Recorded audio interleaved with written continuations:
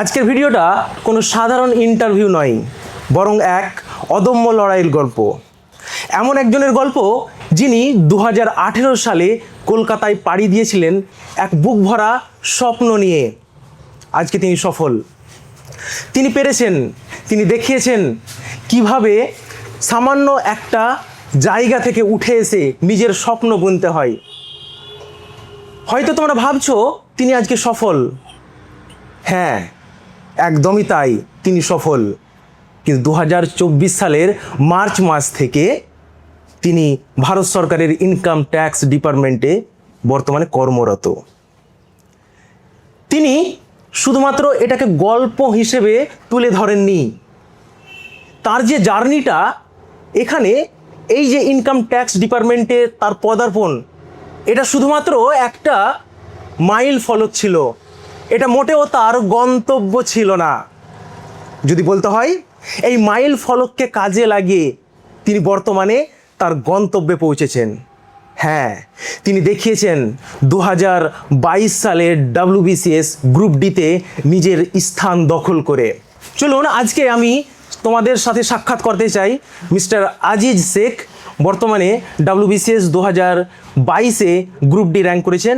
বর্তমানে তিনি selected inspector of cooperative সোসাইটিতে।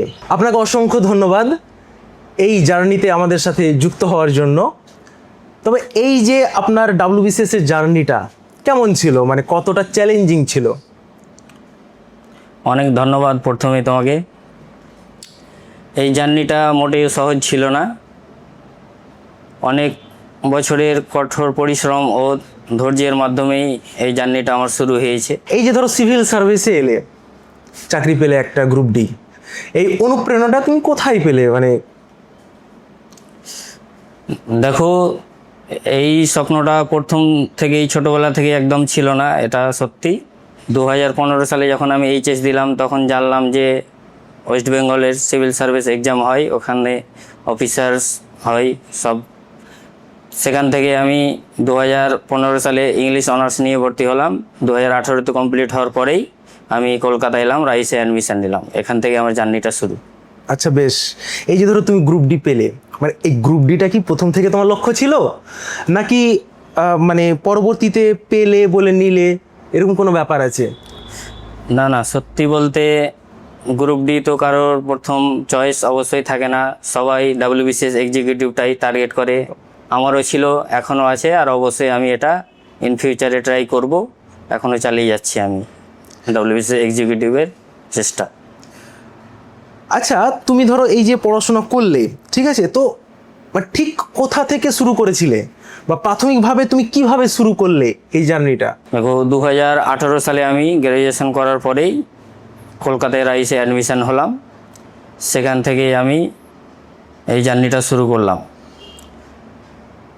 আমার পরিবার ও বড় দাদাদের দেখে আমি এই অনুপ্রেরণাটা পেয়েছি। আমি তোমার বড় দাদার কথা খুব শুনেছি আমি, তিনি প্রচুর হেল্পফুল, মাথার উপরে একজন বাবার মতো তিনি, মানে ছায়া হয়ে দাঁড়িয়েছিলেন। তো তোমার দাদাকে মানে তুমি কি বলবে এই ব্যাপারটাতে? দেখো, দাদাকে ধন্যবাদ দিলেও এটাও অনেক ছোট হয়ে যাবে বলা ধন্যবাদ। দাদা খুব ভালো মনের মানুষ, ও সবসময়ই চেয়েছে যে আমরা যেন ভালোভাবে প্রতিষ্ঠিত হই, আর এখনও চেয়ে যাচ্ছেন, এখনো সাপোর্টিভ আছে। হ্যাঁ, তাই তো? যাক, এরকম দাদা যাতে প্রত্যেকের পরিবারে থাকে। প্রত্যেকের দাদা, আমরা জানি যে দাদা, যারা বড় দাদা আর কি, তারা পরিবারে বাবার পরে পরে স্থান দখল করে। তো সেও তার দাদাকে তার বাবার ছায়ার মতো পেয়েছে। চলো আমরা পরবর্তীতে আমি তোমাকে জিজ্ঞাসা করি যে প্রিলিমস এবং মেন্স, এটা তো অনেকটা মানে লং জার্নি, তাই না? মানে অনেকটা, বিশেষ করে বর্তমানে WBCS এর ক্ষেত্রে আমরা যদি দেখি, তো একটা ইয়ারের পরীক্ষা দিতে গিয়ে প্রায় 3-4 বছরের জার্নি। তো এই যে মোটিভেশনটা ধরে রাখা, বা ধরো তুমি এই যে প্রি আর মেন, তুমি কিভাবে কভার করলে পুরোটা? তোমার স্ট্র্যাটেজি কি ছিল প্রি আর মেনকে টার্গেট করার?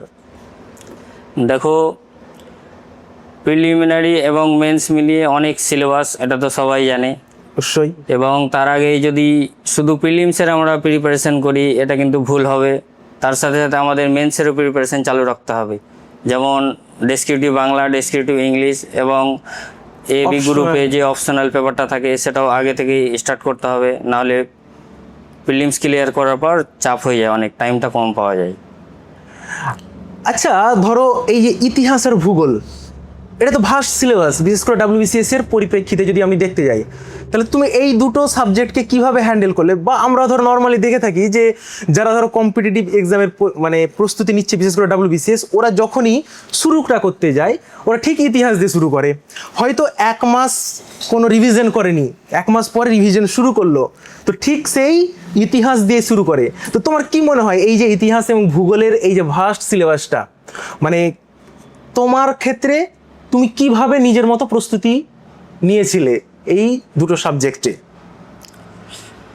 দেখো, ইতিহাস অবশ্যই একটা ভাস্ট সাবজেক্ট, আর এই সাবজেক্টটায় অনেক চ্যাপ্টার আছে, অ্যানসিয়েন্ট, মিডিয়েভাল এবং মডার্ন হিস্ট্রি।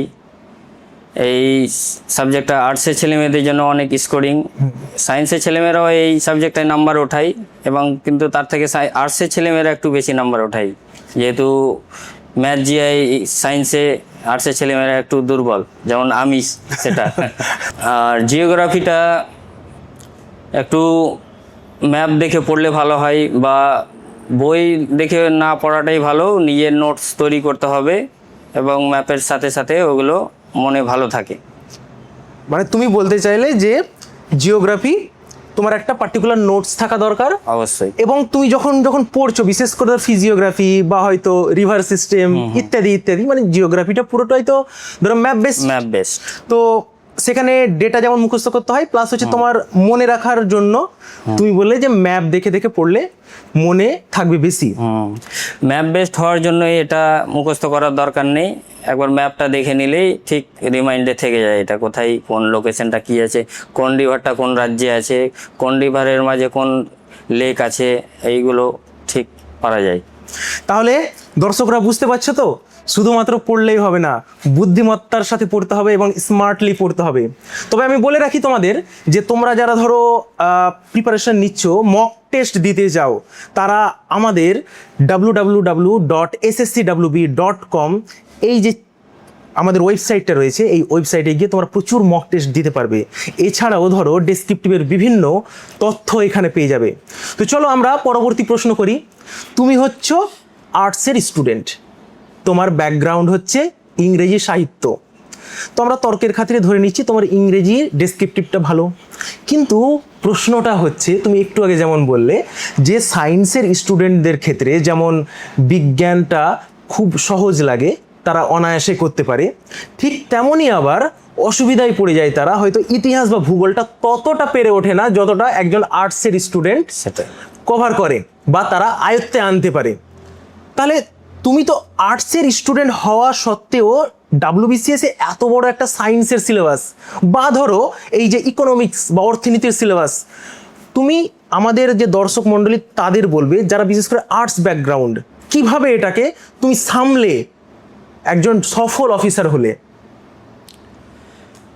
সর্বপ্রথম আমি তো আর্টসের স্টুডেন্ট, সায়েন্স সাবজেক্টটা অবশ্যই আমার কাছে অনেক কঠিন, এবং এখনও অনেক কঠিন মনে হচ্ছে আমার সায়েন্সটা, যেহেতু আর্টসের আমি। সায়েন্সটা আমি বুঝতে কমই পারি, কিছু কিছু সাবজেক্ট এই চ্যাপ্টারগুলো আছে যেগুলো আমি বেশ ভালোই পারি, আর কিছু চ্যাপ্টার আছে যেগুলো আমার মাথায় কোনো দিনই ঢুকে না, সেগুলো আমি অ্যাভয়েডই করি, যে ওটা আর দেখে লাভ নেই, টাইম ওয়েস্ট হবে। ইকোনমিক্সের দিকে দেখতে গেলে কনসেপ্টটা অবশ্যই ক্লিয়ার করতে হবে, শুধু ঝাড়া মুখস্থ করে গেলে হবে না। বেশ কিছু চ্যাপ্টার আছে ইকোনমিক্সে, জিডিপি, তারপর 5 ইয়ার প্ল্যান, 5 ইয়ার্স প্ল্যান, এটা তো মানে মোস্ট মানে ইম্পর্টেন্ট জায়গা বলতে পারো, মানে WBCS এখান থেকে অনেক কোশ্চেন হয়, এখানে বিভিন্ন 5 ইয়ার প্ল্যানের যে বিভিন্ন জায়গাগুলো রয়েছে এগুলো তো দিয়ে থাকে, এগুলো কনসেপ্ট ক্লিয়ার করতে হবে। এবং অনেক নীতি আয়োগ বর্তমানে এসেছে ইত্যাদি কোশ্চেন। তাছাড়া আমি যেটা ট্রেন্ড লক্ষ্য করি সেটা হচ্ছে ওরা যে মানে ইকোনমিক্সের যে প্রশ্নগুলো পিক করে, ওরা কিন্তু কারেন্ট অ্যাফেয়ার্স রিলেটেডই, কিন্তু বর্তমান তথ্যের ভিত্তিতে, সেটা মেন্সেও আমরা লক্ষ্য করি। তোমার কি মনে হয় যে মানে কারেন্ট অ্যাফেয়ার্স করার সময় কি ইকোনমিক্সটাকে জুড়ে দিয়ে মানে পড়া দরকার, নাকি ইকোনমিক্সটাকে আলাদা একটা সাবজেক্ট, তারপর কারেন্ট অ্যাফেয়ার্স দরকার নেই, আলাদাভাবে প্রিপেয়ার করছি, এরকম করলে হবে? অবশ্যই ইকোনমিক্সের যে কারেন্ট অ্যাফেয়ার্সগুলো আছে ওটা ইকোনমিক্স সাবজেক্টের সঙ্গে অনেকটাই রিলেটেড, যেহেতু এখন কোশ্চেনের অনেক ট্রেন্ড চেঞ্জ হয়েছে। আমরা বিগত 2022, 2023 WBCS মেন্সে দেখেছি আমরা যে অনেক কারেন্ট রিলেটেড ইকোনমিক্স কোশ্চেন এসছে। আচ্ছা, ধরো ডেসক্রিপটিভ পেপার, বাংলা ইংরেজি ডেসক্রিপটিভ পেপার 200, 200, 400, যদি আমরা বলতে যাই যে WBCS এর ইন্টারভিউ বাদ দিলে মানে পুরো ব্যাপারটা 1/4, হিউজ নাম্বার, অথচ দেখা যায় যে ছাত্রছাত্রীরা এই যে ধরো 200, 200, 400 নম্বর এটাকে অ্যাভয়েড করে যায়। তো তুমি এই ডেসক্রিপটিভ পেপারটা কিভাবে তুমি তৈরি করেছিলে? প্রিলিমস শুরু হওয়ার আগে থেকেই WBCS এর ডেসক্রিপটিভ ইংলিশ এবং বেঙ্গলিটা চর্চায় থাকতে হবে। চর্চায় না থাকলে শেষে প্রিলিমস ক্লিয়ার করার পর টাইম তো অবশ্যই কম থাকে, তখন একটু সমস্যা হবে। যেমন প্র্যাকটিসের ব্যাপার আছে, তারপর ভুলগুলো কিভাবে হচ্ছে ওগুলো দেখে সলভ করাটাও একটা ব্যাপার আছে। আমি ইংলিশের স্টুডেন্ট হওয়া সত্ত্বেও যদি চর্চায় না থাকি তো অবশ্যই আমি ভুলবো এবং ভুল হবে আমার এক্সামে। তারপরে তুমি বলতে চাইছো চর্চাটা মেন, মানে যে অবশ্যই। সাবজেক্ট যাই হোক, তোমার ব্যাকগ্রাউন্ড যাই হোক, তোমাকে অন্তত পক্ষে চর্চা বা প্র্যাকটিসটা চালিয়ে যেতে হবে, সে ডেসক্রিপটিভ হোক আর অবজেক্টিভ হোক, তাই তো? ডেসক্রিপটিভের ক্ষেত্রে ইংলিশের বাংলা দুটোই ক্ষেত্রেই আমরা যেমন আপনাদের কাছ থেকে অনেক শিখেছি, আপনাদের চ্যানেল থেকে আপনারা পোস্ট করতেন এবং আমরা মকগুলো দিতাম এবং আমাদের খাতাগুলো ভালোভাবে এভালুয়েশন করা এবং কোথায় ভুল হলো, কোথায় খামতি আছে এবং এগুলো কিভাবে সলভ করতে হবে ওগুলো আপনারা রিমার্কসে লিখে দিয়েছেন যে এটা এটাতে আছে, এই জিনিসটা করতে হবে। আর কোনো সময় মার্কস ভালো এসছে, কোনো সময় খারাপও এসছে। তারপর ফাইনালি WBCS মেন্সে ইংলিশে আর বাংলাতে ভালোই নাম্বার এসছে আমার। মানে তুমি তোমার সাথে আমার একটুখানি কথা হচ্ছিল, তখন তুমি বলছিলে যে তোমার MCQ যে নম্বর, অবজেক্টিভে যে নম্বর, সেটা প্রায় 470 মতো এসেছিল। মানে যদি আমরা দেখি তাহলে কিন্তু যথেষ্ট কম। আবার তার মানে তুমি বাংলা এবং ইংরেজি ডেসক্রিপটিভে ঠিক অনেকটাই বাকিদের পিছিয়ে দিয়েছিলে বলেই হয়তো আজকে মেরিট লিস্টে তোমার নামটা এসছে। কি মনে হচ্ছে তোমার? অবশ্যই MCQ পেপারে সবাই হাই স্কোর ওঠায় এবং র্যাঙ্ক করে, আর হাই র্যাঙ্ক বেশি নাম্বার ওঠালে তো অবশ্যই চান্স পাবে A গ্রুপে, B গ্রুপে, C গ্রুপে। এবং আমার কিন্তু যথেষ্টই নাম্বারটা কম ছিল, 470। খুব রেয়ার ছেলে মেয়ে যে 470 MCQ পেয়ে চান্স পায়। তার মানে আমার ডেসক্রিপটিভ ইংলিশে এবং বাংলাতে ভালো নাম্বার আছে, অবশ্য তার জন্য আমি চান্সটা পেয়েছি। আমার আইডিয়া মতো আমি যা বলছি, 2022 WBCS মেন্সে আমার বাংলা ইংলিশ ডেসক্রিপটিভে 250 নাম্বার আছে। বাহ, এটা তো 250 নম্বর মানে যথেষ্ট ভালো। তবে দেখো, তোমাদের আমি একটা জিনিস বলে রাখি যে আমরা যে এই ধরো SSC WB বা স্মার্ট স্টাডি সেন্টার, এটা মেনলি ধরো আমাদের ডেসক্রিপটিভের ওপর নির্ভরশীল। আমরা অবজেক্টিভটা পড়াই না, আমরা ডেসক্রিপটিভটা পড়াই। এবং আমাদের যে শক্তি বলতে পারো, আমরা এতদিন ধরো আমাদের 2021-এ 1 জন, 2022-এ 4 জন এবং 2023-এ প্রায় 3 জন মতো সিলেক্টেড হয়েছেন A গ্রুপে। কিন্তু তো এই যে আমাদের সফলতা, এত কম স্টুডেন্টের মধ্যেও এত বড় একটা অ্যাচিভমেন্ট, এটা কিন্তু আমাদের সত্যি একটা অনুপ্রেরণার জায়গা। যদি বলতে পারো তাহলে আমাদের যে মেন ফোকাস থাকে, আমাদের মেন যে টার্গেট থাকে, সেটা হচ্ছে বেশি বেশি করে প্র্যাকটিস করানো। আমাদের যে ব্যাচ আছে সেখানে ধরো সপ্তাহে 3 দিন প্র্যাকটিস করানো হয়, সোমবার, বুধবার এবং শুক্রবার। সেখানে সকাল সকাল টপিক দেওয়া হয়, তোমাকে বলা হয় লিখতে। সেই টপিকটা তুমি ঘরে বসে বিভিন্ন জায়গা থেকে বসে, তুমি ধরো অফিসে কাজ করতে পারো, তুমি নিজের কাজ করতে পারো, সেখান থেকে তুমি লিখে ছবি তুলে সেটাকে PDF আকারে আমাদের পাঠিয়ে দিলে, সেটাই তোমার চেকিং করে একটা নির্দিষ্ট নম্বর দিয়ে তোমাকে পাঠিয়ে দেওয়া হলো।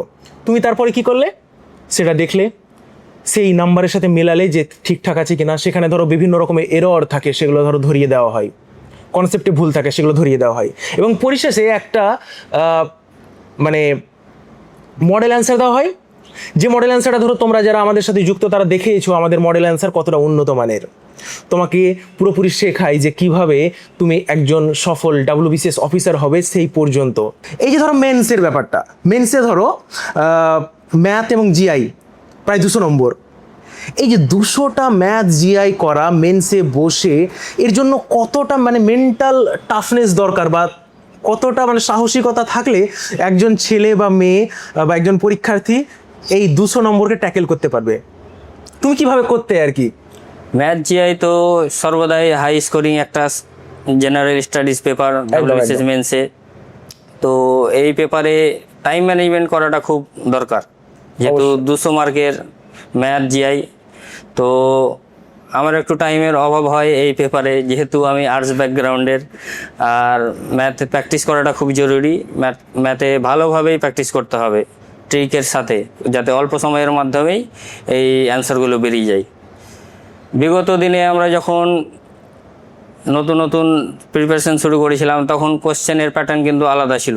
200 মার্কের মধ্যে 100 মার্ক অ্যারিথমেটিক আসতো আর 100 মার্ক রিজনিং আসতো। কিন্তু এখন ট্রেন্ডটা একটু চেঞ্জ হয়েছে, যে ম্যাক্সিমাম 180-85টাই অ্যারিথমেটিক আসছে, আর মাত্র 10-15টা মতো রিজনিং আসছে। এটা আমার কাছে একটু নেগেটিভেরই ব্যাপার, যেহেতু আমি ম্যাথটা একটু কম পারি, রিজনিং আমার হাই স্কোরিং আচ্ছা আচ্ছা জিনিস। মানে তুমি মানে রিজনিং এ সর্বোচ্চটা তোলার একটা প্রয়াস করতে আর কি, মানে অ্যারিথমেটিকটা একটুখানি এড়িয়ে যাওয়ার ব্যাপার। হ্যাঁ, ঠিক আছে। তো যাই হোক, এবার দেখো আমি যে নেক্সট প্রশ্নটা করবো সেটা হচ্ছে কারেন্ট অ্যাফেয়ার্স রিলেটেড। ম্যাক্সিমাম ছাত্রছাত্রী আমাকে জিজ্ঞাসা করে যে স্যার কারেন্ট অ্যাফেয়ার্স ঠিক কত মাসের করব, মানে বিগত কত মাসের করব, এটা স্যার আমাদের প্রচুর জ্বালাই। তো তোমাকে আমি জিজ্ঞাসা করব প্রথম প্রশ্ন যেটা, যে তুমি কারেন্ট অ্যাফেয়ার্স ডেলি বেসিসে করতে নাকি মান্থলি পড়তে, আর যদি করতে তাহলে কোন সোর্সটা ফলো করতে? তুমি যদি আমাদের দর্শক বন্ধুদের জানাও যে আমি এই সোর্সটা ফলো করতাম, এবং ধরো বিগত কত বছরের বা কত মাসের কারেন্ট অ্যাফেয়ার্স ফলো করা আমাদের জরুরি। দেখো, প্রিলিমিনারির ক্ষেত্রে কারেন্ট অ্যাফেয়ার্সটা অবশ্যই বিগত 1 বছরের দেখে গেলেই এনাফ। আর আমি ডেলি বেসিসই করতাম, ওটাকে আবার পরে কম্পাইল করে আমি রিভিশন করতাম শেষের দিকে যখন এক্সাম হতো তখন। কারেন্ট অ্যাফেয়ার্সটা আমি রাইসেরও ফলো করতাম স্টাডি ম্যাটেরিয়ালস, এবং আমি নিজেও ইউটিউব ভিডিও থেকে অনেক চ্যানেল আছে, ওগুলো থেকে আমি দেখে নিজের নোটস তৈরি করতাম টপিক ওয়াইজ। যেমন ইন্ডিয়াতে কোন ইন্ডেক্সে কত র্যাঙ্ক আছে, ওগুলো আমি পুরো 100টা লিখে নিতাম, যে কোন ইন্ডেক্সে কত র্যাঙ্ক আছে, আর কোন দেশের নিউ প্রাইম মিনিস্টার প্রেসিডেন্টগুলো রিক্রুট হলো, ওগুলো আমি অ্যাড করে নিতাম। তারপরে ওগুলোকে শেষে কম্পাইল করে আমি একটা নোটস বানিয়ে নিতাম পুরো ইয়ারলি। এবং মেন্সের ক্ষেত্রে বিগত 1-1.5 বছরে পড়লেই হবে কারেন্ট অ্যাফেয়ার্সটা, মানে কেননা মেন্সে কারেন্ট অ্যাফেয়ার্স 35-40 মার্কসের আসে। তার মানে তুমি ম্যাক্সিমাম ধরো নিজের নোটস বানাতে। ঠিক আছে, দেখো নোটসটা তো অত্যন্ত জরুরি, কারণ রিভিশনের ক্ষেত্রে বিশেষ করে নোটসটা খুব জরুরি। তবে আমি আরেকটা জিনিস বলি, ধরো বই তো অনেক আছে, বইয়ের পুরো ভান্ডার। তো এই বইয়ের যুগে বা PDF এর যুগে নিজস্ব নোট বানানো কতটা জরুরি বলে তোমার মনে হয়, বা তোমাকে কি হেল্প করেছে নিজস্ব নোটটা? হ্যাঁ, অবশ্যই নিজস্ব নোট তো তৈরি করতে হবে, কেননা হিউজ এখন মার্কেটে বই, আর বইয়ের পিছনে ছুটতে গেলে এই অল্প সময়ের মধ্যে তোমাকে পুরো সিলেবাসটা কমপ্লিট করতে হবে। একদম তাই। তো সেটা তো সম্ভব নয়, এবং এক্সামের আগে এত গাদা গাদা মোটা মোটা বই রিভিশন করাও সম্ভব নয়। তো সেই মতো তোমাকে নিজের নোটস তৈরি করে নিতে হবে একটু ছোট করে, আর সঙ্গে সঙ্গে ট্রিক্স বানিয়ে নিতে হবে কিভাবে মনে রাখতে হবে কোশ্চেনগুলো, যে এটার অ্যান্সার এইরকম হবে। মানে নিউমোনিক্স টাইপের কিছু কোড নিজের মতো করে কোড বানিয়ে রেখে, তাহলে এটা পরীক্ষার হলে গিয়ে অন্তত পক্ষে সুবিধে দেবে। একদম। এই যে ধরো পরীক্ষা বা প্রস্তুতি, শুধুমাত্র তো প্রস্তুতি নিলেই হবে না, এর জন্য প্রয়োজন যে তোমার অরিজিনাল মাঠে নামার আগে তোমাকে নেট প্র্যাকটিস করে যাওয়া। মানে ধরো আমি যেটা বলতে চাইছি মক টেস্ট করা, মানে মক টেস্ট প্র্যাকটিস করা। তো তুমি ঠিক কতগুলো মানে মক দিয়েছিলে, মানে অফলাইন বা অনলাইন বা কোথা থেকে মক দিতে? বা আমরা ধরো রিসেন্টলি আমাদের ওয়েবসাইটেও ধরো একটা মক টেস্টের জায়গা তৈরি করেছি, সেখানে সাবজেক্ট ওয়াইজ মক আছে, সেখানে ধরো প্রত্যেকটা পরীক্ষা অনুযায়ী, তারপরে ধরো মানে একটা মক টেস্টের মানে ভান্ডার বলতে পারো আমরা তৈরি করছি এবং আস্তে আস্তে আপলোড হচ্ছে এবং আপগ্রেড করছি। তো তোমার কি মনে হয় এই মক টেস্টের গুরুত্ব কতখানি, এবং তুমি ঠিক কতদিন আগে থেকে এই মক টেস্টটা দিতে? অবশ্যই মক টেস্ট খুব জরুরি, খুবই একবারে জরুরি মক টেস্টটা দেওয়া। কেন মক টেস্ট না দিলে বোঝা যাবে না আমার প্রিপারেশন কেমন আছে এবং টাইম ম্যানেজমেন্ট কেমন হচ্ছে, স্ট্রং জোন, উইক জোন। অবশ্যই মক দিলে বোঝা যাবে কোন সাবজেক্টে কোন অধ্যায়ে আমার উইক জোন আছে, এগুলো বোঝা যাবে। এবং আমি মক প্রচুর দিয়েছি, প্রত্যেক বছর প্রিলিমসে আমি মিনিমাম 20-25টা মক দিতাম, সাবজেক্ট ওয়াইজও দিতাম এবং অধ্যায় ওয়াইজও, আর ফুল মক টেস্টও দিতাম।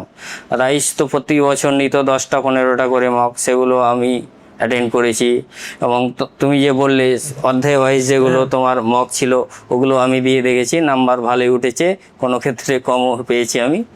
মানে কমন পাওয়া যায়, তাই তো? আর সবচেয়ে বড় ব্যাপার দেখো, কমন পাওয়ার থেকেও একটা বড় জায়গা যেটা হচ্ছে যে এই মক টেস্টটা দিলে নিজের দুর্বলতা জায়গা জানা যাচ্ছে প্রথমত। দ্বিতীয়ত হচ্ছে যে নিজেকে সম্পূর্ণরূপে যাচাই করতে পারছো যাওয়ার আগে। তো যাক, এটা ধরো ছাত্রছাত্রীদের আমি বলবো যে তোমরা যারা যারা আগামী দিনে সিভিল সার্ভিসে যেতে চাইছো বা যে কোনো পরীক্ষায় তোমরা যেতে চাইছো না কেন, তোমাদের এই মক টেস্টে কিন্তু গুরুত্ব দিতে হবে। স্যার যেমন বললেন যে মক টেস্টটা তাকে অনেকটাই হেল্প করেছে, তখন তোমাদেরও এই জায়গাটাতে একটুখানি হেল্প মানে করবে আর কি, আমার ব্যক্তিগতভাবে মনে হয়। তবে দেখো, এই যে একটা দীর্ঘ ধরো জার্নি, তুমি ধরো 2018 শুরু করলে প্রিপারেশন, তুমি 2022 দিলে পরীক্ষাটা, 2022 জুন মাসে, তার মানে প্রায় 4 বছর পরে তুমি সেই মানে জায়গাটা তুমি ক্লিয়ার করলে, পরীক্ষায় বসলে, তারপর তোমার রেজাল্ট বেরোচ্ছে 2026। তো এই যে জার্নি 18 থেকে 26 মানে লং জার্নি, তাই না? 8 বছর কিন্তু প্রায়। মানে এর মাঝে কি তোমার কখনো ডিপ্রেশন এসছে যে আদৌ হবে কিনা, আদৌ আমি WBCS ক্লিয়ার করতে পারবো কিনা, বা আমার যে স্বপ্নের চাকরি সেটা আদৌ পাবো কিনা কখনো? তো এর মাঝেও আমি তোমাকে জিজ্ঞাসা করছি যে যদি কখনো ডিপ্রেশন এসেছে, মানে আমাদের ছাত্রছাত্রীদের মধ্যে অনেকে আমাকে প্রশ্ন করে যে স্যার মনে হচ্ছে ছেড়ে দেবো, আর পারছি না স্যার, বয়স বেড়ে যাচ্ছে, কারণ মানে পরীক্ষায় বসতে পারছি না, ফর্ম ফিল আপ হচ্ছে তো তার 5 বছর পরে পরীক্ষা হচ্ছে।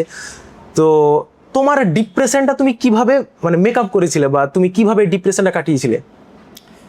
অবশ্যই দেখো, সবার লাইফেই আপস অ্যান্ড ডাউনস আছে, এবং এক্সামের প্রিপারেশন নিতেও কখনো এক্সাম ডিলে, কখনো এক্সাম ফেলিওর, তারপরে তো ডিপ্রেশন অবশ্যই আসবেই। এবং আমারও এসছে, সেটাকে মেনে নিতে হবে যে মানুষের লাইফ স্ট্রাগলের মধ্যে দিয়ে যাচ্ছে মানুষের লাইফ। তারপর এটা তো আমাদের নিজেদের হাতেও থাকে না, মানে আমাদের কন্ট্রোলের বাইরে চলে যায়। মানে পরীক্ষাটা যেমন হওয়াটাও আমাদের হাতে থাকে না, তেমন ডিপ্রেশন আসাটাও আমাদের মানে হাতে থাকে না। সবচেয়ে বড় ব্যাপার হচ্ছে তুমি কিভাবে ম্যানেজ করছো ডিপ্রেশনটা কাটানোর জন্য। অবশ্যই তোমাকে কোথাও ঘুরে আসতে হবে একটু, বা বন্ধুদের সাথে মেলামেশা করতে হবে, বাড়ি চলে গেলাম কোনোদিন, ফ্যামিলির সাথে সময় কাটিয়ে এলাম, বা সিনেমা দেখলাম, ওয়েব সিরিজ দেখলাম। এগুলো দেখে খুব অল্প দিন করলে এটা ঠিক ডিপ্রেশনটা দূর হয়ে যায় অবশ্যই। তার মানে বুঝতে পারছো তো, শুধুমাত্র গাধা গরুর মতো পড়লেই হবে না, স্যারের মতো নিয়মিত ওয়েব সিরিজ দেখা, বন্ধু বান্ধবদের সাথে আড্ডা মারা, চা খাওয়া, এছাড়া ধরো কোথাও ঘুরতে যাওয়া, বা প্রয়োজন পড়লে হয়তো তুমি যদি অন্যথায় থাকো, মানে স্যার তো কলকাতায় থাকতেন তো তিনি বাড়ি যেতেন আর কি, তো তোমাদেরও সেই জায়গাটা করতে হবে। মানে শুধুমাত্র পড়ে পড়ে ডিপ্রেশন তৈরি করলে হবে না। মানে তুমি পড়ার পাহাড় যেমন বানাচ্ছ, এদিকে দেখা যাচ্ছে তোমার ডিপ্রেশনের পাহাড় অনবরত বেড়েই চলেছে, এটা করলে হবে না। সবসময় ডিপ্রেশনটাকে নিচে দমিয়ে রাখতে হবে, কেমন? তো আরেকটা প্রশ্ন আমি বলি যে তুমি তো ধরো নিজে কোচিংও নিয়েছিলে, একটা রেপুটেড ইনস্টিটিউশনে তুমি কোচিং নিয়েছিলে, তো তোমার ব্যক্তিগতভাবে কি মনে হয় যে WBCS অফিসার হওয়ার জন্য বা যে কোনো ধরো সরকারি চাকরি পাওয়ার জন্য কোচিং নেওয়াটা কি মাস্ট, নাকি সেলফ স্টাডি করলেও যে কেউ অন্তত পক্ষে এইরকম ধরো একটা বড় র্যাঙ্কের চাকরি ক্র্যাক করতে পারবে বলে তোমার মনে হচ্ছে? দেখো, কোচিং নিতে হবে এটা কোনো কথা নয়, কোচিং না নিয়েও কোথাও কিছু গাইড থেকেও ভালো গাইডেন্স যদি পাই ভালো গাইডেন্স পেলেও সেখান থেকেও প্রিপারেশন করা যাবে, বা ইউটিউবে কোনো অনলাইন সাবস্ক্রিপশান নিলেও সেখান থেকেও করা হবে। মানে ব্যাপার হচ্ছে তুমি কোথা থেকে কনসেপ্টটা নিয়ে আসবে যে WBCS এর সিলেবাসটা, বা কিভাবে সাবজেক্ট ওয়াইজ চ্যাপ্টার ওয়াইজ পড়তে হবে, বা নিজেও করা যাবে অবশ্যই, এগুলো অ্যানালাইসিস করলে দেখলেই বোঝা যাবে। আর কোচিংটা লাগবে এমন কোনো কথা নয়, করতেও পারো নাও করতে পারো। কিন্তু আমাদের ধরো একটা কনসেপ্ট থাকে না যে ভালো কোচিংয়ে গেলে মানে একটা ক্লিন এডুকেশনের একটা কনসেপ্ট আছে, যেমন সেখানে বলা হয় যে তুমি ধরো ভালো জায়গায় ভালো টিচারের কাছে যদি পড়ো তাহলে কি হয় যে তোমার যে শেখার যে জায়গাটা অনেকটা বেড়ে যায় বা অনেকটা কনসেপ্টটা ক্লিয়ার হয়ে যায়। তো ধরো বড় বড় ইনস্টিটিউশনে গেলে আমরা দেখি যে বড় বড় টিচারের সাহচর্যে আসতে পারি আমরা, যার কারণে সেখানে ধরো মানে ভালো ম্যাটেরিয়ালেরও ব্যাপার থাকে। তারপরে ধরো এখানে কি হয় যে তুমি যদি সেলফ স্টাডি করতে যাও তো হয়তো বা অনেক সময় নিজের সময়টা অনেকটাই লেগে যেতে পারে। তো তোমার কিরকম মনে হয়েছে, বা তুমি যে কোচিং নিয়েছিলে যার কারণে তোমার একটুখানি হেল্প হয়েছিল? অবশ্যই হেল্প হয়েছে। সেলফ স্টাডি করলে তো একটু টাইম লাগবে, বুঝতে সময় হবে সিলেবাসটাকে, আর কোচিং নেওয়ার ফলে আমার অনেকটাই হেল্প হয়েছে। এবারে ধরো পার্সোনালিটি টেস্ট, মানে এই জায়গাটাতে ম্যাক্সিমাম স্টুডেন্ট যেতে পারে না, যার কারণে ধরো অনেকের মেন্সের অভিজ্ঞতা থাকলেও ইন্টারভিউ বোর্ডের খুব কম আছে যাদের অভিজ্ঞতা আছে আর কি। তো ধরো যারা শুরু করছে প্রথম থেকে তারা ভাবে যে স্যার পার্সোনালিটি টেস্ট মানে ব্যাপারটা কেমন, মানে কনফিউশনের জায়গা, মানে অনেক সময় বুঝতে পারে না যে মানে অ্যাকচুয়ালি কি হয়টা কি। তো তোমার অভিজ্ঞতাটা কেমন ছিল পার্সোনালিটি টেস্টে, বা কেমন ধরনের প্রশ্ন, মানে কোনো একটা কি প্রশ্ন এরকম আছে যেটা তোমাকে মানে মনে হয়েছিল যে এরকম ধরনের প্রশ্ন মানে হতেও পারে আদৌ? তো তোমার কি মনে হচ্ছে যে এই পার্সোনালিটি টেস্ট সম্পর্কে তোমার অভিজ্ঞতাটা কেমন ছিল? ওনারা 20 থেকে 22 মিনিট ধরে আমাকে কোশ্চেন করেছিলেন। 20 থেকে 22 মিনিট যে কীভাবে কেটে গেল আমি একটুও বুঝতে পারি না। আমি ভাবলাম হয়তো 10 থেকে আচ্ছা। 7-8 মিনিট এইরকম হয়তো হয়েছে। আচ্ছা আচ্ছা। তো সেখানে কি প্রশ্ন করেছিল তোমাকে মানে? প্রশ্ন করেছিল মূলত আমার প্রথম পরিচয় দিয়ে, তারপরে শুরু করলেন আমার মাধ্যমিক, উচ্চ মাধ্যমিক, গ্র্যাজুয়েশনে কোন সাবজেক্ট ছিল, কোন কলেজ থেকে। এটা পিএসসি মানে কমন কোশ্চেন তাই তো? হ্যাঁ, বোর্ড চেয়ারম্যান এটাই জিজ্ঞেস আচ্ছা করেছিলেন। আচ্ছা আচ্ছা। তারপরে আমি বর্তমানে কর্মরত ইনকাম ট্যাক্স ডিপার্টমেন্টে কলকাতায়, ওই পোস্ট সম্বন্ধে আমাকে 5 মিনিট প্রশ্ন করা হলো যে কি কি করতে হয় আমার জবে এখান থেকে। তারপরে সেকেন্ড মেম্বার যিনি ছিলেন উনি আবার কোশ্চেন শুরু করলেন। উনি মূলত কারেন্ট অ্যাফেয়ার্সটাই প্রশ্ন করছিলেন। যেমন সেই সময় আমার ইন্টারভিউয়ের সময় G20 সামিট হচ্ছিল। আচ্ছা আচ্ছা। হ্যাঁ, ওই G20 সামিট থেকে কিছু কোশ্চেন করেছিলেন। COP30 একটা হ্যাঁ। কনফারেন্স হয়, ওখান থেকে কোশ্চেন করেছিলেন। আর ওয়েস্ট বেঙ্গল গভর্নমেন্টের কিছু স্কিম নিয়ে কোশ্চেন করেছিলেন। তো এই তো ভালো। তোমার তো ধরো ব্যক্তিগত সাবজেক্ট বলতে গেলে ইংলিশ লিটারেচার, সেখান থেকে কি কোনো প্রশ্ন করেছিল? ইংলিশ লিটারেচার থেকে সেরকম কোশ্চেন হয়নি, তবে আমার ইংলিশ লিটারেচারের পাশে বাংলা এবং এডুকেশন সাবজেক্ট ছিল। আচ্ছা। এডুকেশন থেকে কিছু কোশ্চেন করেছিল। আচ্ছা আচ্ছা। যাক, তার মানে তোমার ইন্টারভিউটা খুব ভালো গিয়েছিল এবং তুমি বুঝতে পেরেছিলে যে না যথেষ্ট হয়তো ভালোই দিয়েছে এবং মানে তারা স্যাটিসফাইড অন্তত পক্ষে তোমার ইন্টারভিউয়ে। আচ্ছা, এবারে ধরো অনেকে আবার প্রশ্ন করে যে স্যার মানে এই যে ইন্টারভিউটা সেটা কি ইংরেজিতে করতে হয়, মানে ইংরেজিতে দিতে হয় নাকি মানে বাংলাতে দিলেও হবে? মানে প্রথমত হচ্ছে আমরা বাঙালি এবং আমাদের বোর্ডটা হচ্ছে বাংলা বোর্ড, কারণ বাংলাতে দিলেই হয়ে যায়।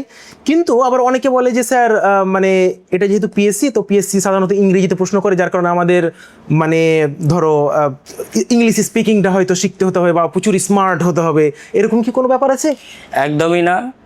যে যেমন ল্যাঙ্গুয়েজে চাইবে বা কমফোর্ট আছে সেই ল্যাঙ্গুয়েজে ইন্টারভিউটা কন্টিনিউ হয়। কোনো ক্ষেত্রে ইংলিশে কোশ্চেন করলে ইংলিশে উত্তর দিতে হবে, বা যদি না কমফোর্ট ফিল হয় তাহলে জিজ্ঞেস করে নিতে হবে, পারমিশন চেয়ে নিতে হবে যে আমি কি বাংলায় বলতে পারি। আচ্ছা। তো আমার হয়েছিল, আমি প্রথমেই ঢুকেছিলাম আমি কি আসতে পারি স্যার এইভাবে। আচ্ছা। তারপরে থেকে আমার পুরো ইন্টারভিউ 100% বাংলাতেই হয়েছে। তার মানে তুমি মানে কমফোর্টেবলি দিতে পেরেছো যেহেতু তোমার মাদার টাং, যার কারণে কোনো অসুবিধা হয়নি। হ্যাঁ, যাক, খুব ভালো লাগলো। আমরা বর্তমানে সোশ্যাল মিডিয়ার যুগে বাস করছি। সোশ্যাল মিডিয়া ছাড়া, ফোন ছাড়া চলা সত্যি বলতে গেলে দুষ্কর। এবারে এই যে ধরো প্রিপারেশনের জার্নি, সোশ্যাল মিডিয়াতে তুমি কারেন্ট অ্যাফেয়ার্স পড়ছো, বিভিন্ন ভিডিও দেখছো, তার মধ্যে হয়তো অন্যদিকে ডিস্ট্র্যাক্ট হওয়ার একটা বিশাল বড় সম্ভাবনা থাকে, বা আমরা হয়েই থাকি সাধারণত। হয়তো পড়তে পড়তে 5 মিনিটের জন্য কোনো হয়তো রিলস দেখতে গিয়ে সেটা আধা ঘন্টা বা 1 ঘন্টা কখন হয়ে যায় আমরা বুঝতে পারি না। তো এই যে ডিস্ট্রাকশনের ব্যাপারটা তুমি কিভাবে সামলেছিলে? সোশ্যাল মিডিয়া ছাড়া তো আজকাল চলা মুশকিল, একদম একদম সবাই জানে এটা। আর আমি টোটালি ডিটাচ ছিলাম সেটাও না, আমি সোশ্যাল মিডিয়া চালিয়ে গেছি 2015-16 সাল থেকেই। অবশ্যই সব দিকেরই একটা পজিটিভ নেগেটিভ দিক আছেই, বা ব্যালেন্স করার ব্যাপার থাকে। হ্যাঁ, তো নেগেটিভ দিকটাকে অ্যাভয়েড করে চলতে হবে, এবং একটা টাইম থাকে আমার সোশ্যাল মিডিয়া দেখার, অবসর টাইমে আমি সেটা দেখি। এবং ইউটিউবে অনেক কারেন্ট অ্যাফেয়ার্স ক্লাস করি, অনেক সাবজেক্ট কোনো ডাউট হলে আমি ইউটিউব দেখে নিই, রিজনিংয়ের বা সায়েন্সের কোনো সাবজেক্ট, সেটা থেকে হেল্প হয়। তো অবশ্যই সোশ্যাল মিডিয়া লাইফে দরকার। আচ্ছা, মানে এই যে ধরো অনেকে, মানে তুমি তো ধরো মেসে থাকতে, তোমরা অনেকজন থাকতে, তো এরকম কি কোনো বন্ধুর সাথে বা নিজেকে কখনো এরকম মানে গেম খেলেছো, বা এই যে পাবজি বা এরকম ধরনের গেম কখনো খেলেছিলে? গেম কোনোদিনই খেলিনি। বা এরকম কোনো বন্ধুর পাল্লাই পড়েছিলে কি, যারা হয়তো কানে হেডফোন গুঁজে আছে, তারপরে মার মার ধর ধর, আর তুমি পড়ছো এদিকে, তুমি বুঝতে পারছো না কেন মারছে কেন ধরছে, ব্যাপারটা কি হয়েছে কখনো? না, মেস লাইফে এটা কখনো হয়নি। কেউ আচ্ছা। আমাদের 5 জন আমরা মেসে থাকতাম, কেউ এইসব গেম খেলতো না। আচ্ছা, তবে তুমি এই ধরো সোশ্যাল মিডিয়ার অনেকের নেশা থাকে, ছাড়তে পারছে না, তো তাদেরকে তুমি কিভাবে বলবে যে কোন জিনিসটা করলে অন্তত পক্ষে এই ডিস্ট্রাকশনটা বা দূরে, মানে এখন তো এটা একটা বড় চ্যালেঞ্জ, মানে তুমি পড়বে এটা তো একটা চ্যালেঞ্জ আছে, কিন্তু সোশ্যাল মিডিয়া ছেড়ে পড়া এটা আবার আরো অনেকটাই চ্যালেঞ্জের বলতে পারো। তো কি বলবে তুমি আমাদের দর্শকদের এই বিষয়ে? সবাইকে এটাই বলবো যে একদম সোশ্যাল মিডিয়া ছেড়ে দিলে হবে না, সেটাকে ব্যালেন্স করে চলতে হবে। আর কিভাবে ব্যালেন্স করতে হবে সেটা নিজেই টাইম ম্যানেজমেন্ট করে নিও, যে কখন আমি সোশ্যাল মিডিয়াতে অ্যাক্টিভ থাকবো, কখন থাকবো না। তুমি আগে ধরো ইনকাম ট্যাক্স ডিপার্টমেন্টে অফিসে এসির হাওয়া খেতে খেতে কাজ করতে, কম্পিউটার সামনে বসে, কিন্তু এখন যে ধরো গ্রুপ ডিতে তুমি যাচ্ছ, সেটা হচ্ছে যে ইন্সপেক্টর অফ কোঅপারেটিভ সোসাইটি, এটা তো পুরোপুরি গ্রাউন্ড লেভেলের কাজ। তো তোমার কি মনে হচ্ছে, ধরো এটা ডেস্ক জব, যেমন মানে এটা ডেস্ক বলতে ইন দ্য সেন্স ধরো তোমার একটা অফিস থাকবে, কিন্তু এটা গ্রাউন্ড লেভেলেও, মানে তোমার অনেকটা কঠোর পরিশ্রম করতে হবে। তো তুমি কি আগের জবেই থাকবে ভাবছো, নাকি বর্তমান জবে শিফট করবে, মানে কোনটা তুমি প্রেফার করছো? দেখো, সেন্ট্রাল গভর্নমেন্টের জবে তো জব স্যাটিসফ্যাকশন আছেই, এটা সবাই এগ্রি। একদম একদম। কিন্তু সব ডিপার্টমেন্টে থাকে না, আমাদের ডিপার্টমেন্টে ভালোই জব স্যাটিসফ্যাকশন আছে। আচ্ছা, WBCS এর মতো চাকরিতে চান্স পাওয়াটা অনেক কষ্টের ব্যাপার, তো সেখানে পেয়েছি, এটাই অনেক আনন্দের ব্যাপার। তো সেখানে চ্যালেঞ্জিংয়ের ব্যাপার আছে অনেক সেই জবে। আর সাধারণ মানুষের সাথে গ্রাউন্ড লেভেলে কাজ করার ইচ্ছা তো ছিলই, সেই জন্য আমি আরও এটাকে প্রিফার করছি, এবং অবশ্যই আমি যাব। এই যে ধরো তুমি প্রস্তুতি নিচ্ছিলে WBCS এর, এখানে তো মানে তোমার কি কখনো মনে হয়েছে যে এই জায়গাটা যদি আমি মানে না করতাম, বা এই জায়গাটা যদি একটুখানি দেখতাম, তাহলে হয়তো আরো বেটার রেজাল্ট হতো, বা হয়তো সি গ্রুপে পেতাম, বা হয়তো এ গ্রুপে পেতাম? তো তোমার কি মনে হচ্ছে এটা, যে কোন জায়গাটা তোমার ভুল, মানে তুমি শুধরে নিতে চাও যদি তোমাকে সুযোগ দেওয়া হয় অতীতে? অবশ্যই কোথাও না কোথাও তো ঘাটতি রয়েছেই, সেটা আমার যেমন ঘাটতি রয়েছিল ম্যাথ আর সায়েন্স পেপারটাই, সেই পেপার দুটো মিলে যদি আর 20, 25, 30 নাম্বার বেশি পেয়ে যেতাম, তাহলে আমি অবশ্যই সি গ্রুপের কোনো এক পোস্টে পেয়ে যেতাম, জয়েন্ট ভিডিও হয়ে যেতাম হয়তো, বা অ্যাসিস্ট্যান্ট কমার্শিয়াল ট্যাক্স অফিসার হয়ে যেতাম। আমি ধরো যখন ফেসবুক খুলি, তখন আমি দেখি যে তোমার সাথে তো আমার মানে একটা ধরো ফেসবুকে বন্ধুত্ব তো অনেক দিনেরই, ঠিক আছে। তাছাড়া ধরো তুমি আমার এলাকার একজন ছেলেও, তোমাকে ব্যক্তিগতভাবে অনেক দিন আগে থেকেই চিনি। সবচেয়ে বড় ব্যাপার যে আমি যখন ফেসবুক খুলি, তখন দেখি বিভিন্ন নিউজ চ্যানেল বলো এলাকার, বা বিভিন্ন ছেলেমেয়েরা জাস্ট শেয়ার করছে তোমার, মানে লিটারালি বন্যা বইয়ে দিয়েছে তোমার এই যে সফলতাটা। তুমি হয়তো নিজেও ভাবতে পারোনি যে এইরকমভাবে তোমাকে ফেমাস করে দেবে। তো তোমাকে দেখে অনেকে আবার অনুপ্রেরণা পাচ্ছে, যারা হয়তো কখনো ভাবতে পারেনি যে WBCS বলে কোনো পরীক্ষা হয়, তারা জানতে পারছে। যারা কখনো ভাবেনি যে WBCS পরীক্ষায় যাব, তারা কিন্তু আজকে ভাবছে যে আজিজ দা পেরেছে, তাহলে আমিও পারবো। তো তুমি তাদেরকে, বা নতুনরা যারা ধরো WBCS দিতে চাই, তাদেরকে তুমি কি বলবে, বা কিভাবে শুরু করবে, বা কোন টিপসটা তুমি দিতে চাও জাস্ট নতুনদের জন্য? নতুনদের এটাই বলতে চাইবো যে সিলেবাসটা মুখস্থ করতে হবে, জানতে হবে পিন পয়েন্ট যে কোথা থেকে কোশ্চেন দেয় না দেয়। তারপরে ধারাবাহিকতা কিন্তু বজায় রাখতে হবে। মানে 2 দিন পড়লাম 5 দিন নেই, আবার 3 দিন পড়লাম, তাই তো? মানে এটা করলে চাপ হয়ে যাবে। অবশ্যই। আর কি বলতে চাইছো তুমি? আর এটাই বলবো সবাইকে যে হার মানলে হবে না, সফলতা একদিন অবশ্যই আসবে, লেগে থাকতে হবে। আর মক টেস্টের ব্যাপারটাও, তাই না? আর মক টেস্টের ব্যাপারটা তো আছে, মক টেস্ট তো মেন পিলার এক্সামের, মক টেস্ট দিতে হবে। মানে চতুর্থ স্তম্ভের মতো একটা একদম। স্তম্ভ বলতে পারো যে মানে মক টেস্ট। তার মানে এখানে দেখো তিনি 3টে জিনিস বলেছেন। প্রথমত হচ্ছে সিলেবাস যেটা রয়েছে সেটাকে তোমাকে ঠোঁটস্থ করতে হবে, সিলেবাসের পিন পয়েন্ট অ্যাকিউরেসি তোমাকে জানতে হবে যে কোথা থেকে প্রশ্ন দেয় ওরা অ্যাকচুয়ালি। তারপরে তোমার মধ্যে পড়ার মধ্যে আর কি কনসিস্টেন্সি থাকতে হবে। ইচ্ছে হলো তুমি লাদাখ চলে গেলে, 1 মাস ঘুরে এসে আবার শুরু করলে, ইচ্ছে হলে আবার মাসির মেয়ের বিয়ে, তারপরে 15 দিন পরে এসে আবার শুরু করলে, এইরকম যদি তোমার কাট করে প্রিপারেশন হয় তাহলে তোমাকে মানে অনেক বেগ পেতে হবে কিন্তু এই WBCSটা ক্লিয়ার করতে। তারপর হচ্ছে মক টেস্ট, তিনি বললেন এক্ষুনি যে বললেন যে অন্তত পক্ষে প্রচুর মক টেস্ট দিতে হবে, কারণ এটা হচ্ছে চতুর্থ স্তম্ভের মতো একটা স্তম্ভ। তাহলে এই যারা নতুন WBCS এ আসতে চাইছো তারা প্রথমে অন্তত পক্ষে এই 3টে জিনিস আগে ক্লিয়ার করবে, বা এই 3টে জিনিসের ওপর মানে তুমি আগে নিজের মানে হাতের মুঠে আনার চেষ্টা করবে। কেমন? এই যে ধরো তুমি মুর্শিদাবাদ, এবং মুর্শিদাবাদের ধুলিয়ান থেকে একজন WBCS সফল অফিসার।